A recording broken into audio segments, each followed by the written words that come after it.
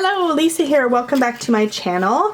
I am very excited to be making this video for you guys today. This is going to be a side-by-side review of the Dreams of Gaia Tarot.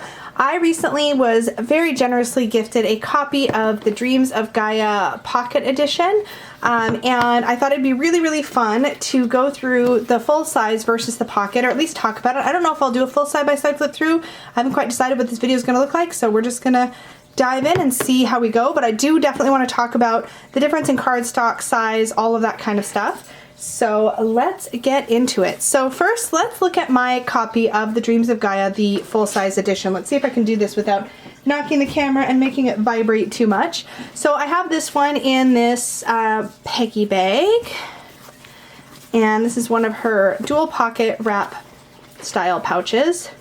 The one thing I have to say right off the bat that I love about the full-size Dreams of Gaia Tarot is the guidebook. Now, I do this trick on a lot of my guidebooks, especially decks that I know are going to be in my collection for a long time, and that is that I use a marker to mark the edges of the pages in purple where the major arcana cards are discussed, green for earth, yellow for air, red for fire, and blue for water, and that just makes it really easy when I'm like looking for a specific card to flip to the right section. It's just something that I really enjoy doing on my guidebooks. I can't honestly remember where I first picked up that tip, but I definitely picked it up from somebody. It wasn't my own idea. But this guidebook is extremely meaty. So just to give you an idea, here's our table of contents. Oops. There we go. So you can see that for the major arcana, we go like 3 to 4 pages for every single card. So it's quite extensive. And we have an introduction. It definitely talks about the theme of the deck, the structure of the deck, and it is important to note that the Dreams of Gaia does not follow a standard tarot structure. So there are more major arcana cards. I believe there's 24. Yeah, there's 24 major arcana. And there are 56 minor arcana, so the deck does have more cards than a standard tarot, and the major arcana has been restructured. All of the themes that you're used to are definitely present in the major arcana, but they have been renamed. Some of them have been separated, some of them have been combined, so it's definitely got its own unique feel. I really own this. The full size also came with this really lovely bookmark by Raven Phelan, which is just stunning. So I do keep that with the guidebook. But I really enjoy working with this guidebook because it is very sort of healing, psychological. For example, in the minor arcana, see, I think I keep bumping my camera here. In the minor arcana, you'll have keywords and key phrases for each card. And then you'll also have, let's see, you'll also have a meaning, and that goes on for quite some time. You'll also have past, present, and future meanings, as well as potential blockages. So that's quite, oh, that's in the major arcana. You have past, present, future. In the minors, you have keywords, key phrases, meanings, and I believe you also have potential blockages. But you can see even the minor arcana are quite packed of information and meanings, which is really great, especially because this is its own unique system and it does take time and study to really get comfortable with it. I will say I'm completely reliant on the guidebook with this deck because so many of the cards stray away from my familiar Rider-Waite-Smith meanings. So I really rely on this guidebook. I really love this guidebook and I'm really glad to have it. The full-sized cards, we're going to do some size comparing here in just a second. Okay, so I'm going to get this bag out of the way. Excuse me. So the full-size cards, let me grab a standard-ish sized tarot card so we can use that for comparison. I have, oops, dropping things. I have my Crystal Unicorn Tarot here, which is pretty much a standard size. So the large size of the standard, I guess, edition of the Dreams of Gaia is both wider and taller than a standard tarot card, so it is quite a difference. And you can see that the pocket edition is even smaller, so we'll do a size comparison to those in just a second. Now, this version of the deck was released with a couple different card backs. I believe one was just plain black. I do have the edition with these colors on the back, which I really like. I will say that this gilding hasn't held up super well. I've got a couple cards, I don't know if it's going to show up on camera, where the gilding's almost completely worn off the sides. And I would say that this deck gets a good amount of use, but it's not, you know, I don't use it like every single day, although lately I have been pulling cards from this deck in the evenings to reflect on, but even still, it is a, I would say, a standard sort of satin finish. So not glossy, but also not matte. And you have both the number for the card and the title through the major arcana. Oops, I gotta be careful not to reorder these. And then in the minors, you have a Roman numeral and the element. And in some cases, like for example in the quartz, you have a title as well. So the King of Air, the Queen of Air, oops, the Scribe, and Body and Mind for air. So just to give you an idea. So we're going to compare guidebooks. We're also going to compare decks, but let's get into the pocket edition. Now this Blue Angel really stepped it up. This is a really cool size to have for a deck. In fact, I think I'm going to grab a playing card deck so that I can compare the size to a playing card deck, because I do think it's fairly similar to a playing card size.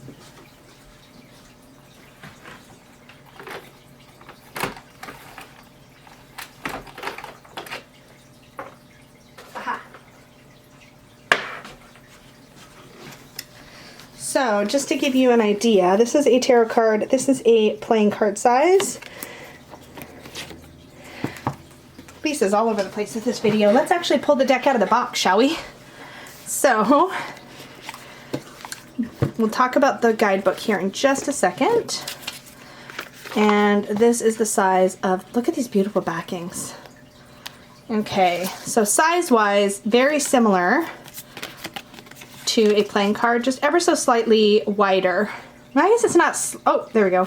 Let's actually line these up properly. So same height, slightly wider. So this is probably like a poker or bridge size, roughly. Again, I think it's a little bit wider because this, I think this is the standard playing card size. It feels like it. So yeah. So when we compare the two, there is quite a size difference. And I will say right off the bat, cardstock wise, this is kind of thin, a little bit on the papery side. I think if this were a standard size, it would feel much sturdier than it is. This deck is really smooth and matte. It's got that like almost like, not, it doesn't have a rose petal finish, but it definitely has a really smooth touch finish. So it could be a like a silk matte or a satin matte. I'm not sure how you would describe this one, but it's really, really nice, and it is matte. And I just think that's lovely.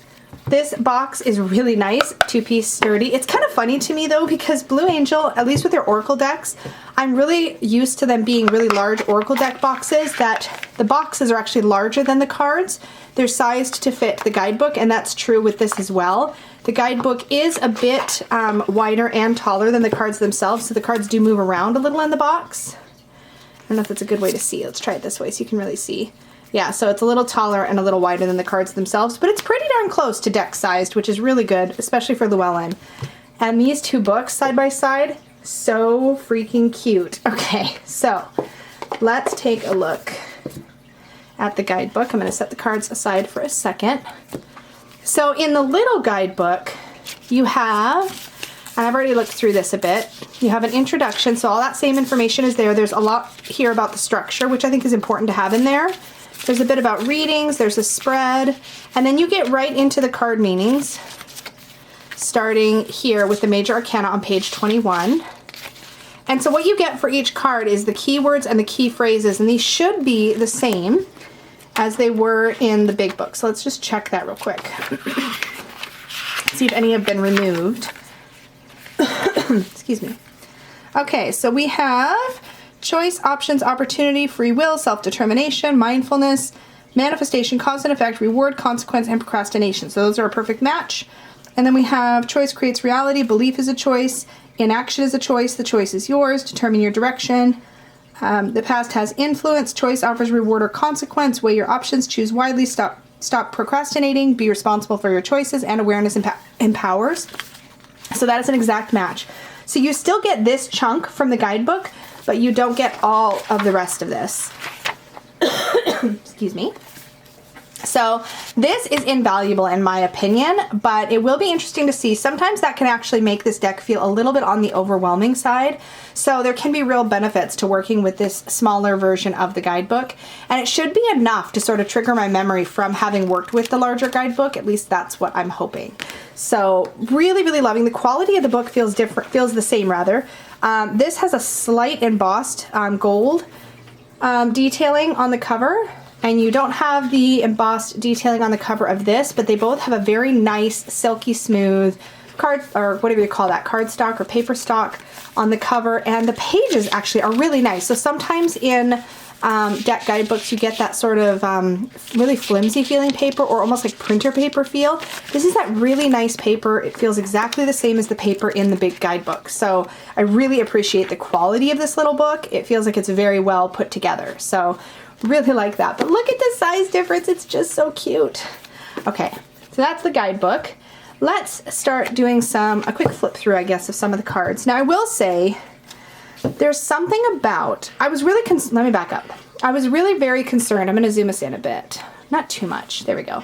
I was really concerned actually that the fact that there was no keywords or titles on the mini version would make it less usable for me. But I can tell you already at first glance that there's something about the titles actually being out of the way that felt like I could go into the image more. Now that might also be because these cards are borderless. I'm not entirely sure.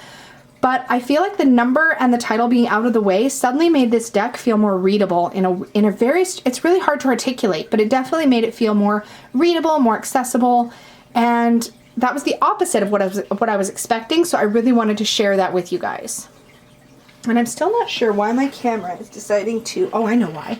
Okay, I'm going to shift the camera for a second so it'll stop vibrating with every tiny little movement.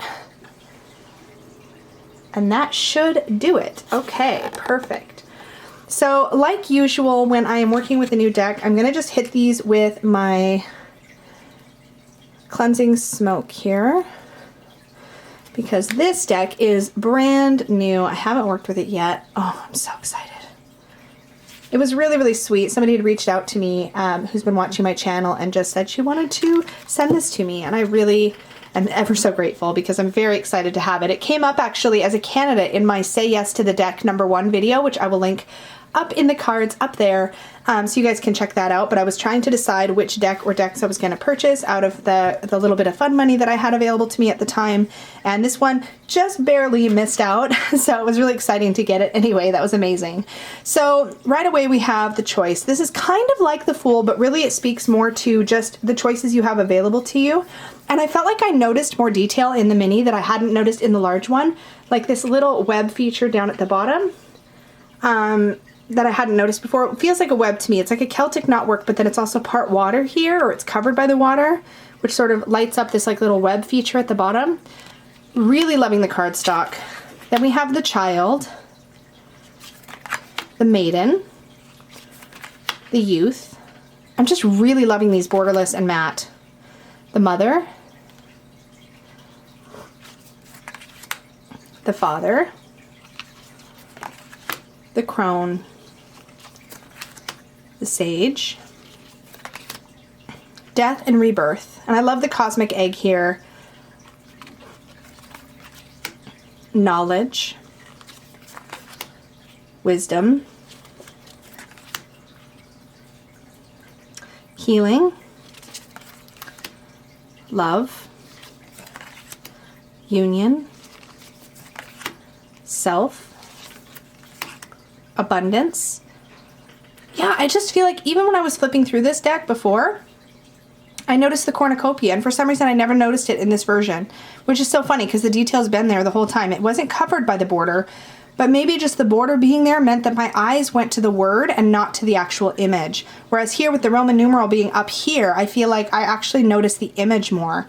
I noticed the ship more. It's just little things like that. Just the details seem to just come forward more in the mini. Destiny, Journey, Thought. I love this sort of scrying bowl and these different emotion and masks up there. Emotions, Desire. This replaces the Devil concept in this deck. Perception, Intuition. I love, again, this web here, the owl. I just feel like I paid more attention to the image with the words out of the way.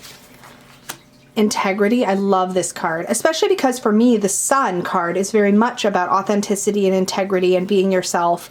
And I feel like that sometimes isn't fully expressed in other versions of the tarot. And I really feel like it's here, which I really appreciate. Faith, is the final card for the Major Arcana. Now, I think it's important when looking at the structure of this deck to understand that the main goal of the creator was to build a deck around a few main concepts, and that is, I believe, to seek, to feel, or to seek, to heal, to grow. Yeah, seek, feel, grow, and heal. So I did have all those words properly in my head. And so the Major Arcana themes are definitely around this idea of sort of being broken up into a few main categories that look at seeking, like all the archetypes we all go through, which is from the Choice card through, I believe, the Crone card or the Sage card. Yeah, so these are like sort of your main life stages that you go through. Then we have our Death, Rebirth. And then we have the things that we are seeking with knowledge and wisdom, healing, etc., love, unity, all these kinds of concepts. And then we have our desire. Yeah, I want to get to know this deck better, and I do think this mini is going to make that just so much easier. So I'm really, really excited about that. So when we look at the minors, I have to say just the striking nature of these dragons as the aces really popped out at me even more than it ever has with the large size version. So I'm going to actually set the large aside for a second and just break this up into suits so you can see what I mean. And I also as well, the colors for each of the suits really stands out in this borderless version as well. We have green for earth, these light pastel colors for air. We have the really bright red oranges for fire and the really gorgeous blues for water. It just really stands out, which was really exciting to me to realize just how obvious that was.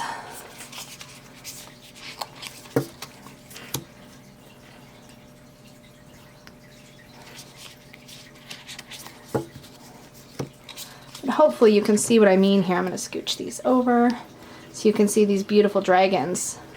And what's interesting to me in each of the aces is each dragon is sort of cultivating a different thing connected to its element. So the earth has a tiny little plant here that it's cultivating.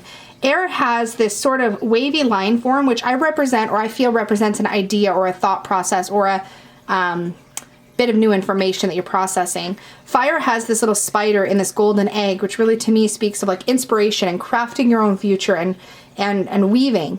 And then in water, we have what looks to be like a heart with all this Celtic knotwork in it. So again, cultivating love, emotion, that sort of thing.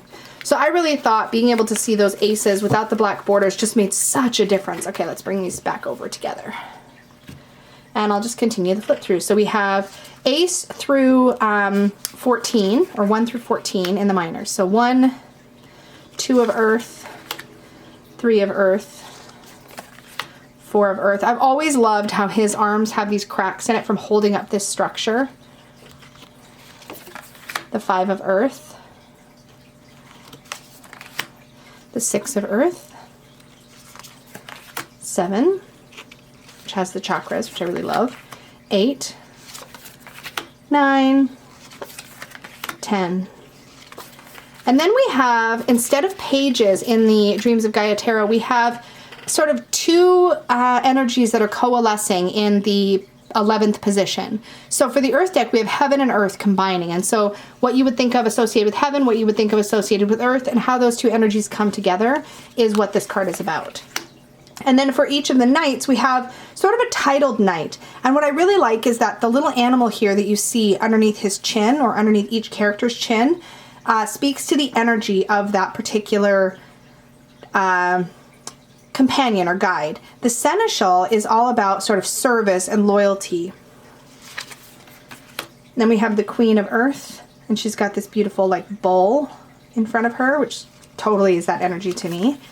And then we have the King of Earth, and he has this beautiful, I wanted to say ram, that's totally not right, is it? No. Antlers. I have a total brain fart. You guys are all yelling at your screen. Like, I want to say deer, but deer's not right. Elk? Is it elk? I think it's elk. Oh my goodness. And then now we're into air. So we have the ace, the 2 of air, the 3 of air, the 4. And this is one of the cards that really shook me up when I first was working with the system, because I used to see the 4 of swords in that Rider-Waite-Smith way as rest. But here we have the 4 of the air suit, and this is really speaking to the structure of the mind, which makes sense numerologically. And then we have the 5, the 6, the 7, the 8, and this speaks to sacrifice. And I love that, again, it feels like the image comes more forward here, and I'm able to more notice the fact that he's bleeding, even though the image is smaller. But I mean, really, when you think about it, the actual image is not significantly smaller. Only the whole card is, right? So you're only really shrinking the central image by, what is that, about an inch on each side? Not even. So like about a ½ inch and then about an inch. So it's not bad. And then we have the 9, the 10. Now here we have body and mind coming together. And I really love this. You've got like the figure of the human here, and it's literally got connecting lines to the mind. So where body and mind synthesize is the energy of this card. We have the scribe for the knight, which is perfect for the sword suit when you think about it. And we think about mental effort and air. This is the writer in the deck. The Queen of Air. Love this like face-on look with the owl. The King of Air. And now we're into fire. So I'm just going to get the cards out of the way. So here we have the Ace, the 2, the 3. This really has that embarking energy, which is one of my personal keywords for the 3 of Wands. The 4 of Wands. I really like this actually. When we're thinking about numerologically, sorry I'm going to interrupt myself, but when we're thinking numerologically with the wand suit, at the 4, excuse me, we've come far enough with our idea or our plans where there's almost no stopping us at this point. We're well on our way. Things are starting to take shape, and it's going to be starting to take on a life of its own. And this arrow, this determined look, really speaks to that energy. We have our rivalry in the 5. The 6, where we have a truce. The 7. The 8. I love the vibrancy here because we still get that idea of like, okay, opportunity, making a decision. Things are happening quickly. The 9. I love the control here, the sort of fierceness and tenderness with the rose. Love the 10. And here we have masculine, feminine principles and how they synthesize to create the energy of those cards, or that card. And for our knight, we have the hero. Excuse me, again, perfect for the suit. We have the Queen of Fire. I love this cat she has in front of her and the butterflies. There's like a sensuality and a softness, but a cunning there as well. I really enjoy that. Oops. And then for the king, we have a lion. So we have the cat for the queen and the lion for the king. And we are into the suit of water. I really feel like these elements stand out so much in this deck, particularly borderless. Like in a spread, this deck is going to look so stunning as far as being able to quickly spot the elements. So we have the Ace, the 2. I love this. This is so tender. I love the connection here with the forehead. That's just, I just love that so much. The 3. The 4, the 5, we still get this idea of sort of grief and loss. The 6, I love the way she's sort of beckoning you to come out of your sadness, like step into the light again, some healing, some reminiscing perhaps. The 7, the 8, the 9, I love this image. The 10, here we have emotion versus intellect, or emotion and intellect, and how those two synthesize. We have the Counselor, so good for the knight. I mean, the Counselor as the knight of water makes so much sense. We have these whales here underneath him, and whales I think are a lot less flighty than, say, dolphins. I'm really glad they chose whales, because with an idea or an archetype of the Counselor, we're seeing somebody who has wisdom to share, who has learned throughout, their life what they can and can't, how to best navigate their own emotions in a way. They're not like experts, but they're definitely far enough along that they can give some helpful advice to people. I really like that. And I love these triple moons as well, if you can see through the quartz here of the water suit. And we have our Queen of Water as the crab. I'm pretty sure that's, I'm not sure actually, looking back, if, I don't think they're meant to be fully astrological, but the queens and kings maybe. Maybe just the queens, I'm not sure. And then we have our King of Water, so that embodiment, that development of that energy. So that is the two decks side by side. I'm going to zoom us back out because I'm probably going to do a shuffle test here. So I really, really love this little pocket edition, and I feel like I'm going to really, really enjoy working with it. I've been dying to shuffle this, but I wanted to do a video first. So actually, let me shuffle the full size first. I will say there's something about this cardstock that gives me kind of a clumpy shuffle. Not all the time, but oh, now it's going to shuffle beautifully because I'm talking about it. Yeah, I shuffled just fine that time. These are a bit big, which can make them tricky to handle. I have large hands, so I don't usually struggle with shuffling larger decks. That's fine. But the gilding does present me, I don't know, there's something about that kind of gilding. It doesn't wear well.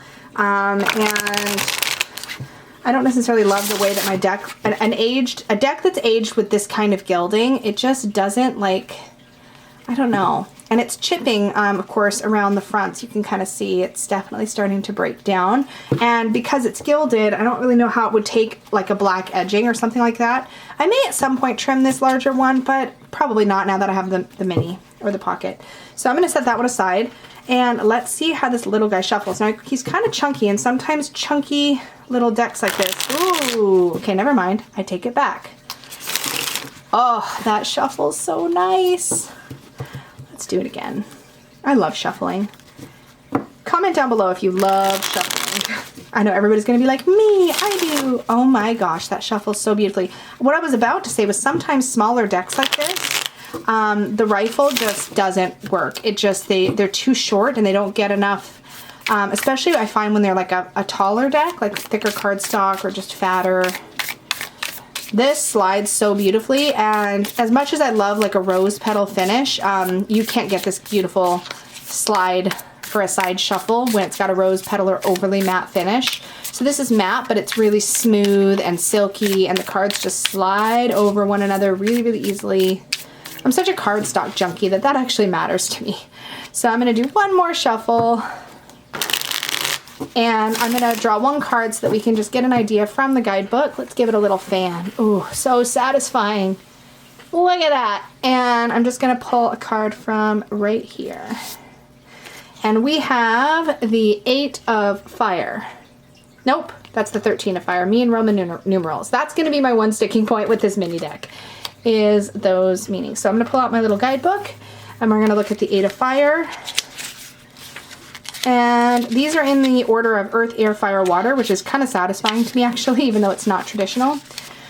So for 8 of Fire, we have action, sorry, 13. Guys, I need more coffee today, I think. 13 of Fire, which is actually the Queen of Fire. I think it's because it doesn't say Queen, so that's going to be something, it'll be a good test of my Roman numeral memorization. So keywords: warm, vibrant, sexual, sensual, independence, primal, and expansive, energetic. Key phrases: be optimistic and enthusiastic, engage and stimulate all senses, give your full attention, be focused and confident, take pleasure in life, don't second guess yourself, hold your head up high, and avoid petty behavior. Excuse me.